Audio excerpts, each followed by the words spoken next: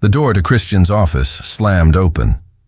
Chloe's head snapped up from the afternoon files, her heart kicking hard against her ribs. Christian Kingsley stood in the doorway, his charcoal suit immaculate, but something was wrong. His jaw was clenched tight, too tight. His green eyes, usually calm and controlled, burned with something dangerous. "My office, now." His voice was low, controlled, like thunder before a storm. In 3 years as his assistant, she'd never heard that tone directed at her. Her hands trembled as she stood, smoothing her skirt. She followed him inside. The door clicked shut behind them. The silence was crushing. He turned, pinned her with those green eyes. "Who is sending you flowers?" Chloe blinked. "I'm sorry?" "The flowers. Pink roses this morning, tulips yesterday, lilies the day before." Each word was sharp, cutting. "Who is he?" Heat flooded her face. It was true. For 3 days, bouquets had arrived, from Daniel, an old college friend. They'd had dinner twice. But why was Christian... "I didn't know you paid attention to who receives flowers in the office." "I don't. Too fast, too defensive. But you've been leaving at 5 o'clock. You used to stay late. Now you disappear the moment the clock strikes 5, and you're different." "Different how?" His jaw worked. "Happier." The word sounded like it hurt him to say. Chloe's throat went dry. "Christian, I don't understand why." "How long have you been seeing him?" He took a step closer. "Who is he? Is it serious?" The questions were too intimate, too personal, not questions a boss should ask. Chloe felt confusion swirl with something else, something dangerous, hope. Then she remembered something, a memory that suddenly blazed bright. "2 weeks ago," she said, her voice steadying, "Lauren from accounting received flowers. You walked past her desk, congratulated her. You said she was lucky to have a man who valued her publicly." Christian went completely still. "So why?" Chloe continued, her eyes searching his. "Were you happy for her? But with me? You look furious." The silence stretched between them, heavy, charged. Christian opened his mouth, closed it, ran a hand through his hair, a gesture she'd never seen from him. Ever. He'd realized, and she'd realized, this wasn't professional concern. This was jealousy. "You're right," he finally said, his voice rough. He turned away, putting his back to her. "I apologize. That was inappropriate." He walked to his desk, put it between them like a barrier. "You can go. Good night, Chloe." But his shoulders were rigid. His hands weren't quite steady. Chloe turned toward the door, her heart hammering. Her fingers touched the handle. Why did he react like that? And why, for the first time in 3 years, did she feel like maybe she wasn't as invisible as she'd thought? Chloe didn't sleep. The scene in Christian's office replayed in her mind all night, the fury barely contained in his green eyes, the way he'd asked about Daniel like each word physically hurt him, the jealousy she'd never imagined existed. She arrived at the office an hour early, hoping for empty silence. Time to think, time to breathe. But when the elevator doors opened on the 40th floor, he was already there. Christian stood beside her desk, holding something. When he looked up and saw her, there was a flash, vulnerability, raw and exposed, before the mask slammed back into place.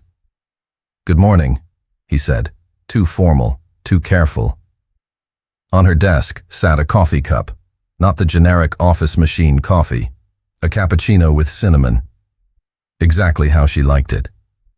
From the cafe 3 blocks away, the place she'd mentioned once, months ago, in passing. He'd remembered. Chloe's hands trembled as she set down her bag. "Christian, you didn't have to..." "I was already there," he said quickly. A lie. She could hear it in his voice. She picked up the cup. The warmth seeped into her palms. She remembered another time 3 years ago when she'd stayed late finishing a report. She'd been exhausted, running on fumes. Christian had appeared in her doorway with takeout. "You skipped lunch. Don't make it a habit." His voice had been harsh, but the gesture. 2 years ago, her father's surgery. She told no one at work, but somehow Christian found out. He'd personally rearranged her schedule, told her to work from home. When she returned, yellow gerbera daisies sat on her desk. "To brighten your day," the unsigned card read. She'd known it was him. 1 year ago. A meeting with an important client. The man had dismissed her, called her the little secretary. Christian, who never raised his voice, never showed emotion, had looked at the man with ice in his eyes. "Ms. Cooper is my personal assistant. Without her, this company wouldn't function. Apologize." Now. The billionaire investor had apologized. 3 years of small kindnesses, 3 years of protection she'd told herself meant nothing. "Why do you do this?" The question escaped before she could stop it. Christian looked up from his phone. "Do what?" "Care about me." The words hung between them, heavy, dangerous. For a moment he looked like he might answer honestly. His lips parted. His eyes softened. Then his phone rang. Saved by the bell. He answered immediately, his entire demeanor shifting.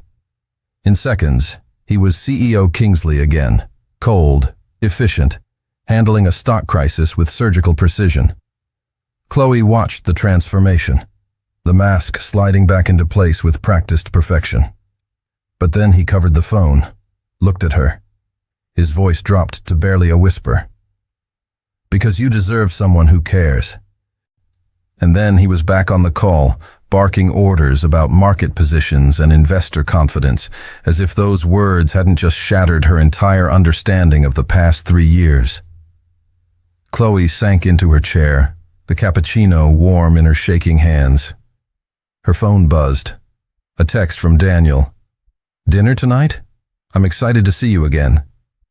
She stared at the message, then looked through the glass wall of Christian's office. He was on the phone, pacing, all business. But for one devastating second, his eyes met hers. The intensity there made her breath catch.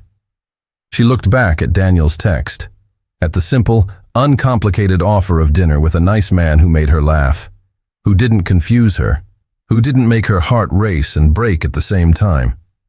But when she looked back at Christian, the question burned through her mind like fire. Does he feel the same thing I've been feeling for 3 years? Or am I seeing something that isn't there? Christian Kingsley never lost control, never. It was the rule that defined him since he'd taken over the company at 25. Control was everything. Control was survival. But today, watching Chloe laugh into her phone, voice soft, cheek flushed pink, while clearly talking to him, Christian felt something wild and irrational clawing inside his chest. Jealousy. He hated the word, hated feeling it even more. But he couldn't stop hearing her laugh. Couldn't stop imagining the man on the other end making her smile like that. A smile Christian rarely earned, and that realization was unbearable. He tried to focus. Meetings, calls, reports. Nothing worked. Because Chloe was right there, just beyond the glass, and every time she smiled at her phone, it felt like a knife twisting deeper. At 4:45, she knocked on his door. "Christian, I'm leaving a bit early today. I have a commitment." Not a date, a commitment. But he knew what it was. With him, the words escaped before he could filter them. Chloe blinked, surprised. "That's not your business." Technically, she was right, but rationality had left the building. "You barely know him," Christian said, standing. "It's not wise to go out with someone you—" "I've known him for 6 years," Chloe interrupted, her voice steady now, firm. "We studied together. He's kind, polite, and he doesn't act like he owns me." The last word was a sharp blade. Owner. Was that how he looked? Possessive? Controlling? Chloe took a step forward. For the first time in 3 years, there was challenge in her brown eyes. What's happening, Christian? Why do you suddenly care who I go out with? You never cared before. I always cared. The words shot out before he could stop them. The silence that followed was deafening. Chloe stared at him, lips parted in shock. Christian realized what he'd just admitted, and there was no taking it back. You always cared, she repeated, her voice barely a whisper. Christian closed his eyes, tried to find his composure, but when he opened them, the vulnerability was still there, raw and exposed. Yes, always. But why? Chloe's voice cracked. There was pain there, hope mixed with fear. Why didn't you ever say anything? Why did I have to? Her phone rang. Daniel. The name flashed on the screen between them like a cruel reminder of reality. Chloe looked at the phone, then at Christian. He could see the war inside her, logic versus heart, safety versus risk. Then, with a trembling breath, she answered. Hi, Daniel. Yes, I'm leaving now. She walked out without looking back, leaving Christian alone with the truth that had just exploded between them. He didn't just care. He was completely, hopelessly in love with her. Monday morning, 8:30. Chloe walked into the office and froze. Christian was waiting, leaning against her desk, arms crossed. He looked impeccable as always, but there was something new in his green eyes. Determination. We have dinner with Nakamura Corp executives tonight. Your presence is mandatory, he announced. Chloe frowned. But the Nakamura meeting isn't until next week. Why? Schedule change, he interrupted, handing her a tablet. And Wednesday, dinner with the board of directors. Friday, charity event for the Kingsley Foundation. You're coming with me, to all of them. Chloe looked at the list. 3 events. All at night. All exactly when she'd normally be seeing Daniel. She looked up, incredulous. Christian, is this on purpose? It's work, he replied. But his eyes said something else entirely. The dinner with Nakamura Corp was at an exclusive Japanese restaurant. Chloe sat beside Christian, trying to focus on conversations about investments and Asian expansion, but her mind was split in two. Daniel had called 3 times. She hadn't answered.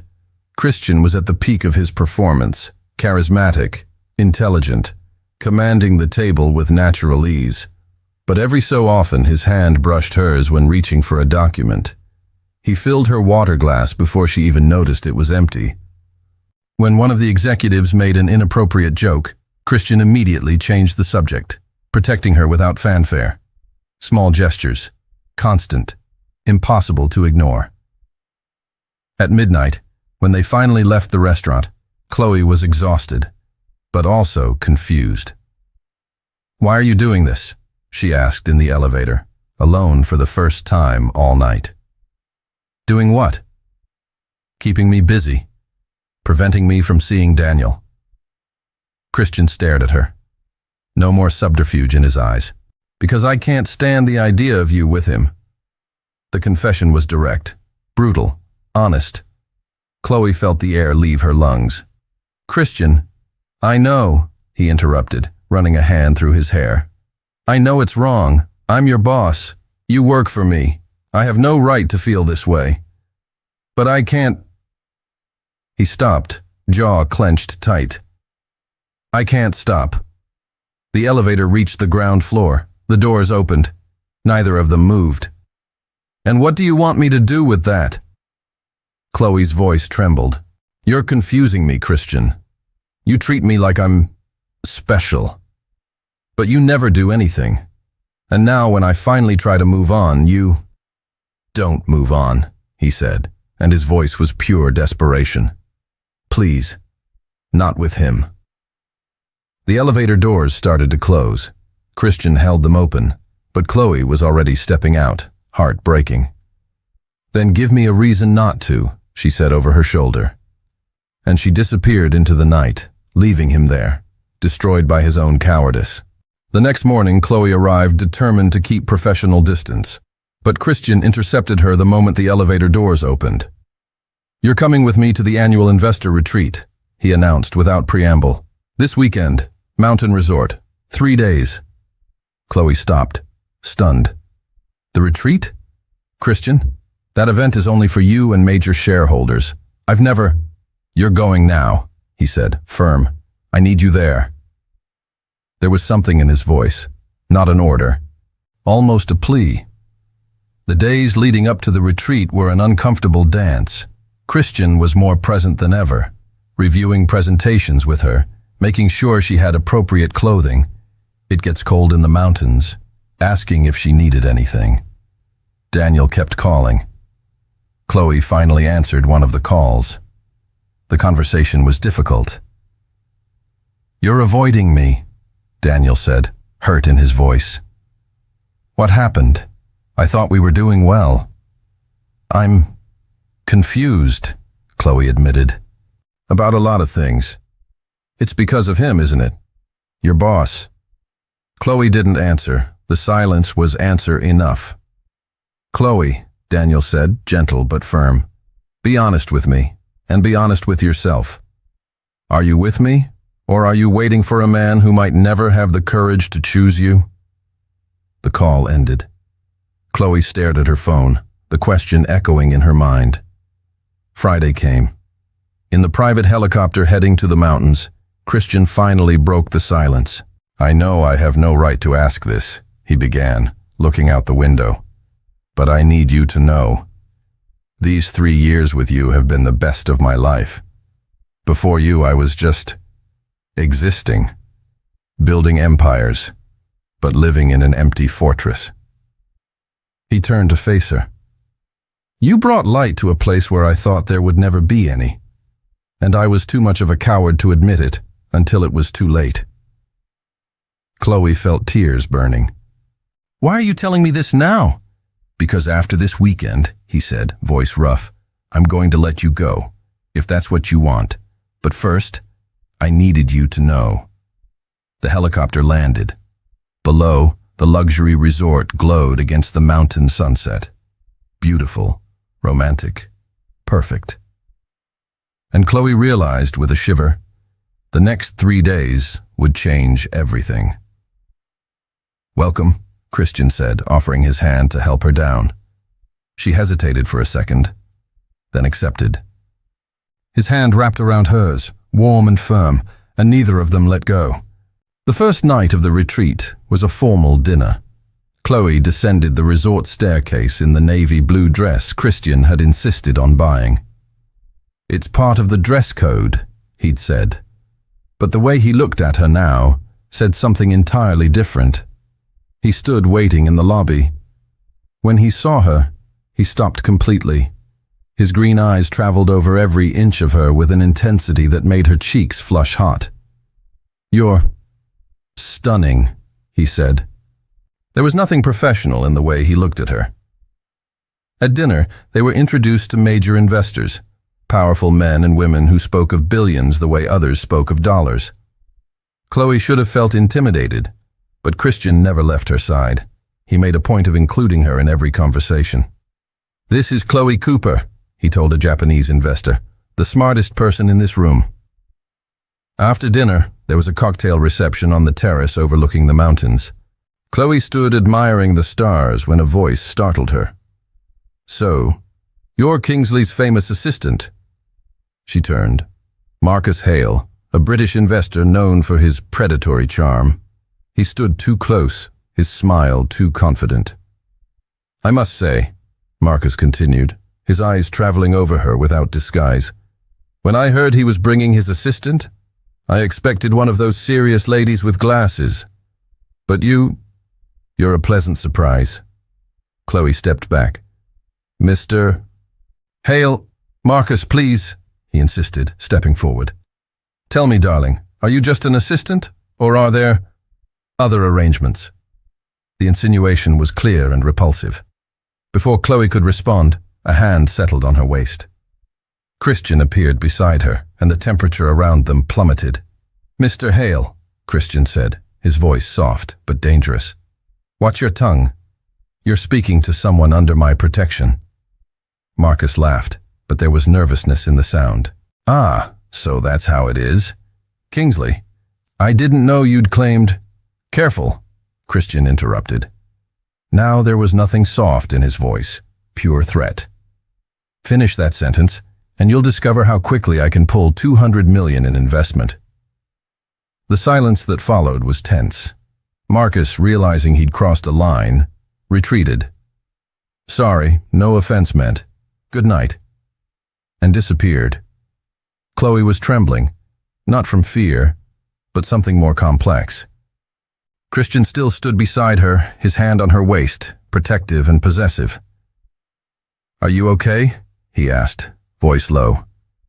Yes, Christian, thank you, but you didn't have to. I did, he interrupted, turning her to face him. I always do when it comes to you. The music changed to something slow, romantic. Couples began dancing on the terrace. Christian looked at Chloe, then at the dance floor, then back to her. Dance with me, he said. Not a question. Christian! She hesitated, but he was already pulling her gently toward the floor, and then they were dancing under the stars, his hand on her waist, hers on his shoulder. So close she could feel his warmth, his heart beating against hers. I can't pretend anymore, Christian whispered, his mouth near her ear. Not when I'm this close to you. Chloe closed her eyes, the world spinning. Pretend what? That you're not the only thing that matters.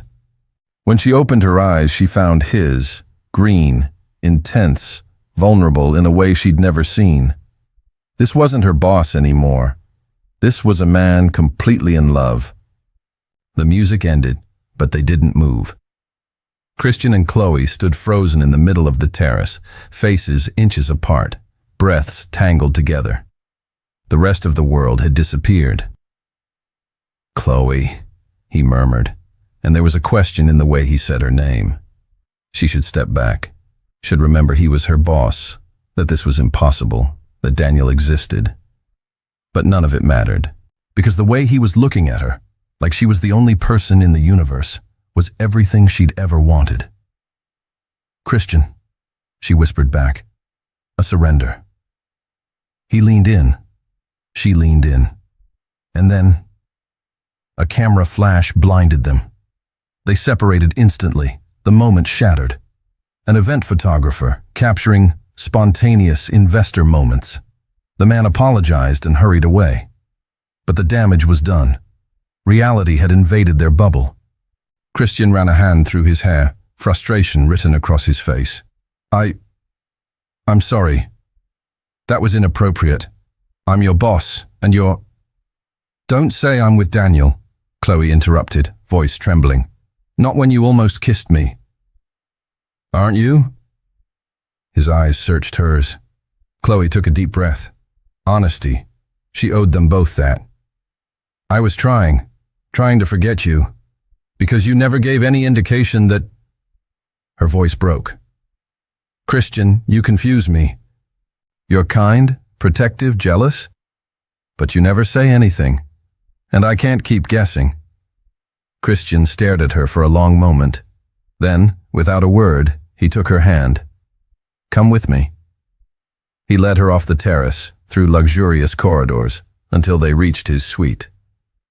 Chloe should have been nervous, but something in his determination calmed her. Inside, Christian walked to the window, looking out at the moonlit mountains. When you were hired, he began, voice low, I was in a very dark place. My life was just work. I didn't let anyone close because I didn't think it was worth it. But then you walked into my office with that genuine smile and that fierce competence, and something changed. He turned to face her. The first 6 months, I tried to ignore it. You were my employee. It was wrong. But the more time I spent with you, the more I realized you weren't just indispensable to my work. You became indispensable to me. Why didn't you ever say anything? Chloe whispered. Because I'm your boss. Because there's a power hierarchy. Because if I said something and you felt pressured to reciprocate, I'd hate myself. I never wanted you to feel trapped or obligated. So I stayed silent. And that was selfish too, because I left you not knowing. Chloe moved closer, heart in her throat. What if I told you I don't feel trapped? That I feel free for the first time? Because I finally know I'm not crazy for feeling this? Christian closed his eyes as if her words were both blessing and torture. Chloe, if I touch you now, I won't want to stop. Then don't stop, she whispered. This time when he leaned in, there were no cameras, no interruptions, just them and the kiss they'd waited 3 years for. Soft at first, then desperate, then impossible to stop. A kiss that said everything they'd never spoken. Chloe woke slowly, sunlight filtering through the curtains. For a moment she didn't know where she was. Then she felt the weight of an arm around her waist, the warmth of another body beside hers, and the memory of last night crashed over her like a wave. Christian. She was in Christian's bed. She turned carefully. He was sleeping, his face relaxed in a way she rarely saw. Without the mask of the ruthless CEO, he looked younger, vulnerable, beautiful. And she realized, with a mixture of joy and terror, there was no going back. They'd crossed the line completely. Christian woke. The first look he gave her was pure adoration. "Good morning," he murmured, voice rough with sleep. "Good morning," she replied, blushing. They stayed there for a moment, just looking at each other, processing the enormity of what had happened. Then Christian touched her face, his thumb caressing her cheek. "I don't regret it," he said, firm. "Not any of it. But I need to know, do you regret it?" "No," Chloe answered without hesitation. "But Christian, what do we do now? With work? With everything?" The question hung in the air. Reality was knocking at the door. Before Christian could answer, his phone rang. An urgent call. One of the major investors needed him for an emergency meeting in 30 minutes. Chloe returned to her own suite to get ready. In the hallway, she encountered Marcus Hale, the troublesome investor from last night. He saw her coming from Christian's wing and raised an eyebrow. "Well, well," he said, smile insinuating. "Looks like Kingsley's legendary self-control finally failed." Chloe's blood went cold. "Mr. Hale, don't worry, darling," he said, walking past her. "Your little secret is safe with me. For now." The threat was clear, and Chloe realized if their relationship became public like this, it would be a scandal. Christian would be seen as a boss who took advantage of an employee. She'd be seen as an opportunist. Everything Christian had worked for could be tarnished. At the meeting, Chloe sat behind Christian, trying to maintain professional composure. But Marcus kept casting insinuating glances at her, and she saw Christian notice. His jaw tightened, but he couldn't do anything without drawing more attention. When the meeting ended, Christian pulled her to a corner. "What did he say to you?" Chloe hesitated. She could lie, protect him from worry. Or be honest and face this together. "He knows," she said simply, "about last night." Christian's face hardened. "Let me handle this." "No," Chloe said, firm. "That will only make it worse. Christian, maybe we should step back, before this becomes a bigger problem." "Step back?" he repeated, incredulous. "Chloe, I told you I don't regret this, and I won't let a man like Marcus Hale dictate." "It's not about him," she interrupted, voice breaking. "It's about you, your reputation, your company. I won't be the reason you—" "You're not a reason. You are the reason," he said, holding her face. "For everything that matters." The last day of the retreat was thick with tension. Chloe and Christian kept their distance in public, but the pull between them was impossible to hide. Every glance was loaded, every accidental touch, electric. During the final lunch, Marcus Hale made his move. He was presenting a risky investment, and subtly but clearly, he made insinuating comments about conflicts of interest and decisions based on other influences. Christian remained outwardly calm, but Chloe saw the cold fury in his eyes. Then, to everyone's surprise, Christian stood. Ladies and gentlemen, Christian began, his voice firm and clear. Before we continue, there's something I need to clarify. Chloe's heart hammered. What was he doing? Insinuations have been made about my professional and personal integrity, and I will not allow them to stand unanswered. He paused. Ms. Cooper is not just my assistant. She is the most competent, dedicated, and brilliant person I have ever worked with. Any suggestion that our professional relationship is anything less than excellent is not only incorrect, but offensive. He looked directly at Marcus. And if anyone at this table has a problem with how I conduct my business or my personal life, you can stand and leave now. There will be no hard feelings. The silence in the room was absolute. Marcus Hale, realizing he'd been beaten, forced a smile. No offense intended, Kingsley, just making observations. Your observations are not welcome, Christian replied coldly, and neither is your investment. A collective gasp. Christian Kingsley had just publicly rejected millions in investment because a man had insulted Chloe. It was a powerful statement and risky. But then, one of the oldest investors, a Japanese woman named Mrs. Tanaka, began clapping slowly. Well said, Mr. Kingsley. Integrity is more valuable than easy money. Others began to agree. Marcus Hale, humiliated, withdrew. Christian looked at Chloe across the room, and she saw it clearly. He had chosen her, in front of everyone, without hesitation.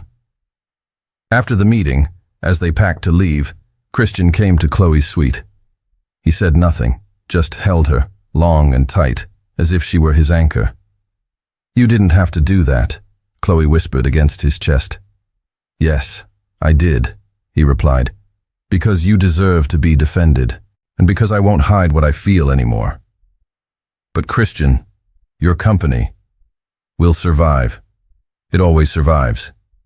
But me? I don't survive without you. He pulled back to look into her eyes. So tell me, what do you want? Because I'll respect your decision, whatever it is. Chloe closed her eyes, the weight of the choice crushing. Her mind was at war, logic against heart, fear against hope. I need time, she finally said, to think, to make sure we're doing this for the right reasons. Christian nodded, though the pain was visible. How much time do you need? I don't know, she admitted, tears threatening. But I promise I'll give you an answer, a real answer. Monday morning. Chloe stood in front of the Kingsley Industries building, staring up at 50 floors of glass and steel. She hadn't slept properly since they'd returned from the retreat. Her mind had been a whirlwind of questions. What if it goes wrong? What if I'm seen as an opportunist? What if this ruins his career? What if I'm not enough? But there was one question that rose above all the others. What if I let fear stop me from living the only true love story I've ever had? She took a deep breath and walked inside. At the office, Christian was in his office, visibly tense. When he saw her, there was hope and fear in his eyes. They hadn't had personal contact since Sunday. Good morning, he said. Too formal. Good morning, she replied. The day passed in excruciating tension. They worked side by side, professional, but every accidental glance was loaded with unasked questions. At the end of the day, as Chloe was about to leave, Christian called her. My office, please. She entered, heart pounding erratically. This was the moment. But before either could speak, there was a knock on the door. Jennifer from Human Resources. And she wasn't alone. 2 corporate lawyers stood with her. Mr. Kingsley, Ms. Cooper, Jennifer began, uncomfortable. We've received an anonymous complaint about a possible inappropriate relationship between superior and subordinate. We're obligated by corporate policy to investigate. Chloe felt the blood drain from her face. Marcus Hale. He hadn't given up. Christian, however, remained calm. I understand. And what does this investigation entail? separate interviews, communication review, and during the investigation it would be advisable for Ms. Cooper to be transferred to another department or temporarily placed on paid leave. No, Christian said, firm. Jennifer blinked. Mr. Kingsley, it's standard protocol. No, he repeated, firmer. Because there's nothing inappropriate to investigate. Ms. Cooper is an exemplary employee, and any insinuation otherwise is defamatory. One of the lawyers leaned forward. Mr. Kingsley, if there is a personal relationship, it's better to admit it now. That would make things... There is, Chloe interrupted, surprising everyone, including Christian. There is a personal relationship. She turned to Christian, seeing the shock and hope in his eyes. Then she looked back at Jennifer and the lawyers. But not the way you're thinking. Christian never took advantage of his position. He never made me feel pressured or uncomfortable. The truth is, she took a deep breath. The truth is we fell in love, and I refused to admit it for 3 years because I thought it was impossible. But it's not. And if that violates any policy, then I resign. The silence in the room was absolute. Chloe, Christian started, but she raised her hand. No, Christian. You've protected me long enough. Now it's my turn to protect you. Christian dismissed everyone from the room with a firm gesture. The moment they were alone, he turned to Chloe, his face a mixture of admiration and frustration. You're not resigning, he said, categorical. I've already decided, Chloe replied, steady. I won't let this hurt you or the company. I'll leave, find another job, and then... And then what? You think I'm going to let you walk out of my life because of some stupid corporate policy? Christian stepped forward, the intensity in his eyes paralyzing her. Chloe, if you leave, I leave too. Don't be ridiculous. This is your company. And you are my life, he fired back, and the declaration left them both breathless. Christian ran a hand through his hair, clearly trying to compose himself. I'm sorry, I didn't plan to say it like that. But it's the truth. These 3 years with you were the only ones where I felt truly alive. And if I have to choose between the company and you, I choose you. Always. Chloe felt tears burning. Christian, you built this. Since you were 25, I can't... You can, and you will, because I've already made my decision. He took her hands. I'll speak with the board. I'll propose a hierarchy restructure. You won't be my direct subordinate anymore. You'll report to the COO. That eliminates the conflict of interest. And if they don't accept, then I sell my shares and we start something else, together. The simplicity with which he said it, the willingness to abandon everything, left Chloe speechless. The next day, Christian called an emergency board meeting. Chloe wasn't present, but she watched through the glass of the conference room as Christian presented, argued, defended. 2 hours later, he emerged. His face was neutral, but when he looked at her and nodded, she knew. The board had approved. That afternoon, Christian found her on the building's rooftop, the place where she sometimes went to think. The wind was strong, but the sky was clear. It's done, he said. Starting Monday, you'll be Director of Special Operations, reporting directly to Elena Carter, our COO. Your salary will be 40% higher, and officially, there will be no conflict of interest between us. Chloe looked at him, incredulous. You really did it. I said I would, he replied. Now, can I ask you a question? Anything. Are you still with Daniel? The question was direct, vulnerable. Chloe realized that amidst all the chaos, she'd never formally ended things with Daniel. She pulled out her phone, called him in front of Christian, and the conversation was brief but honest. Daniel, you were right. My heart was never really yours. I'm sorry. When she hung up, Christian was looking at her with an intensity that disarmed her. Now there's nothing in the way, he said, stepping forward. No hierarchy, no other man, nothing but the two of us. He held her face. So tell me, Chloe Cooper, what do you want? and for the first time in 3 years she had no fear in answering. You. I always wanted you. 6 months later. Kingsley Industries headquarters glowed like a jewel box for the annual company gala. Chloe stood on the mezzanine, watching guests arrive below. She wore a golden dress that seemed made of light itself, her brown hair loose in soft waves.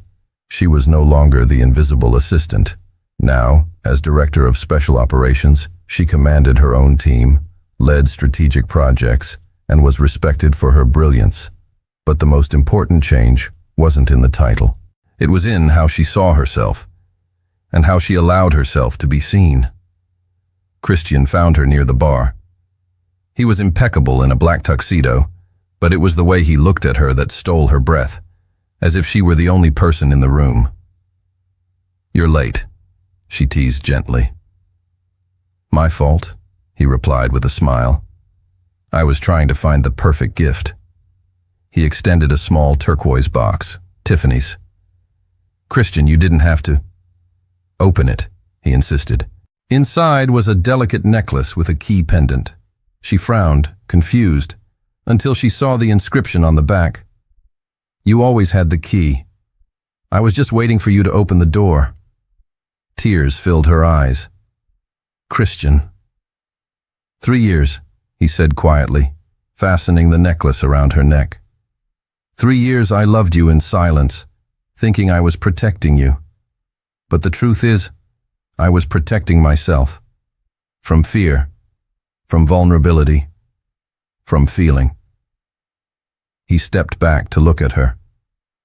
"You taught me that sometimes the bravest thing we can do is admit we need someone. That love isn't weakness. It's the only thing that makes us strong." The music changed to something slow. Christian extended his hand. "Dance with me? This time, no pretense, no pretending, just us." Chloe took his hand, and they moved to the floor. As they danced, she noticed the looks, not of judgment, but admiration. Their story was known. The CEO who restructured his company for love, the assistant who became an executive through her own merit, a romance that challenged rules but did so with integrity. As the music played, Christian leaned in and whispered in her ear, "You were never invisible, Chloe. I always saw you, from the first day. I was just too much of a coward to admit you were everything I always wanted."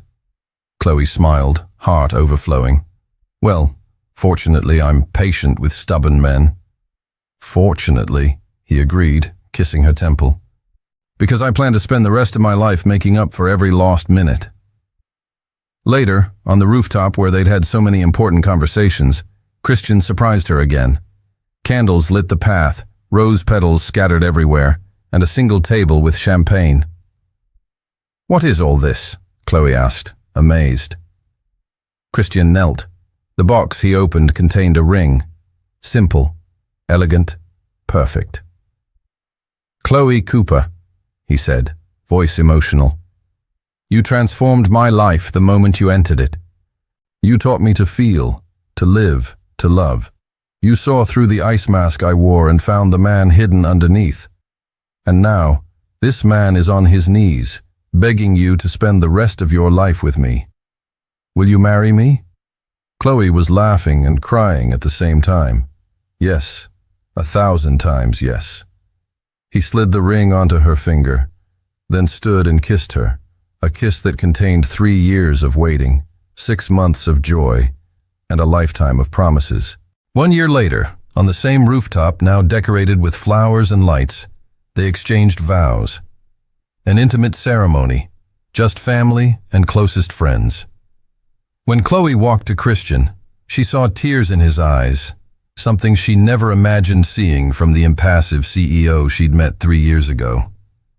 "You were never invisible," he repeated in his vows. "You were a light so bright it blinded me, and it took time for my eyes to adjust. But now that I see clearly, I promise to never look away again." She laughed through her tears. "And I promise to keep reminding you that the cold, controlled man you think you need to be isn't the man I love. I love the man who cares, who protects, who feels deeply, even when he tries to hide it. They kissed as husband and wife, and the world applauded. But for Christian and Chloe, the world had long ago reduced to just the two of them. Two hearts who finally had the courage to admit they always belonged together. 3 years after the wedding, Chloe stood in the middle of the empty office space, sunlight streaming through floor-to-ceiling windows, dust motes dancing in the golden light. Her hand rested on the gentle swell of her belly, 5 months along, though she'd only just started showing. "You're sure about this?" Christian's voice came from behind her, warm and concerned. She turned. He leaned against the doorframe, arms crossed, watching her with those green eyes that still made her heart skip. But there was something new in his gaze now. Not worry. Trust. "I've never been more sure of anything," she said. It had started 6 months ago. A vacation to Santorini that Christian had insisted on. "You need a break," he'd said, even though she loved her work at Kingsley Industries. But the moment she'd stepped off the plane, something had shifted. The whitewashed buildings against impossible blue skies, the narrow cobblestone streets, the elderly Greek woman who'd served them breakfast and told stories of her grandmother's village. Chloe had felt something wake up inside her, something that had been sleeping since she was a child, drawing faraway places she'd never seen. She wanted to see the world, and she wanted to help others see it too. "Director of Special Operations to Travel Agent," Christian mused, walking toward her. "Some might call that a downgrade." "Some might," Chloe agreed, smiling. "But I call it living." His hand joined hers on her stomach. "And our little one gets a mother who's actually happy, not just successful." The words settled between them, true and gentle. It hadn't been an easy decision. Chloe had agonized for weeks, leaving the career she'd built, the respect she'd earned, the salary that had finally made her feel secure. But every time she sat at her desk, she'd found herself researching flights to Morocco, hidden villages in Vietnam, family-run inns in Tuscany. Christian had noticed, of course. He always noticed. "Open the agency," he'd said one night, simple and direct. "I'll back you financially. No strings, no expectations. Just be happy, Chloe." She'd cried, not from sadness, but from the sheer relief of being seen, of being encouraged to grow, even if it meant growing away from the path they'd been on together. "What if it fails?" she'd whispered against his chest. "Then you'll try something else," he'd replied. "But you won't fail." "I've never seen you fail at anything you actually cared about." Now, standing in this empty space that would become Wanderlust Travel, her agency, her dream, Chloe felt the baby kick for the first time. She gasped. Christian's eyes went wide. "Was that?" "Yes," she laughed, tears springing to her eyes. "That was definitely a kick." He dropped to his knees, pressing his ear against her belly, and Chloe ran her fingers through his hair, overcome by the perfect rightness of this moment. 3 years ago, she'd been invisible. A year ago, she'd been a director. Now she was about to be a mother, a business owner, a woman who'd finally learned that success wasn't about climbing higher. It was about building a life she actually wanted to live. "I love you," Christian murmured against her stomach, talking to their child. "And I'm so proud of your mother. She's the bravest person I know." 6 months later, Wanderlust Travel's grand opening drew a surprising crowd. Former colleagues from Kingsley Industries, clients Chloe had worked with, friends, family, and Christian, of course, holding their 2-month-old daughter, Grace, with the careful intensity of a man holding the entire world in his arms. Chloe watched him from across the room, the CEO who'd restructured his entire company for love, now bouncing a baby and completely unfazed by the spit-up on his $5,000 suit.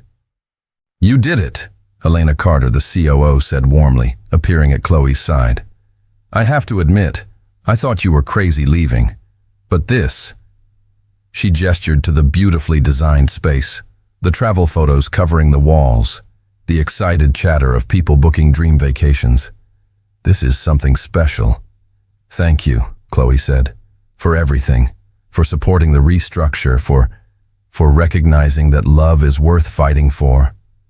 Elena smiled. Please. I've been married 30 years. I know what matters. That night, after the guests had left and Grace was sleeping peacefully in her bassinet, Christian found Chloe sitting in her new office, staring at the world map that covered one entire wall. Where to first? He asked, wrapping his arms around her from behind. Everywhere, Chloe whispered. I want to show Grace everything. I want her to grow up knowing the world is big and beautiful and hers to explore. Christian kissed her temple. Then we'll start planning. Family trips, adventures, all of it. Chloe turned in his arms. You'd really take time away from the company? Chloe, he said, cupping her face. You taught me that living isn't the same as existing. That love isn't weakness. That sometimes the bravest thing we can do is choose happiness over fear. He smiled. If a woman who was invisible can become the most visible force in my life, then a workaholic CEO can learn to take vacations. She laughed, kissing him deeply. And in that moment, surrounded by maps and dreams, with their daughter sleeping nearby and an entire world waiting to be explored, Chloe Cooper Kingsley realized something profound. She'd spent 3 years being invisible, because she thought that's what safety looked like. But real safety wasn't in hiding. It was in being seen, being loved, and having the courage to build the life you actually wanted. Not the life you thought you deserved, not the life others expected, but the life that made you wake up every morning grateful to be alive. And that was everything.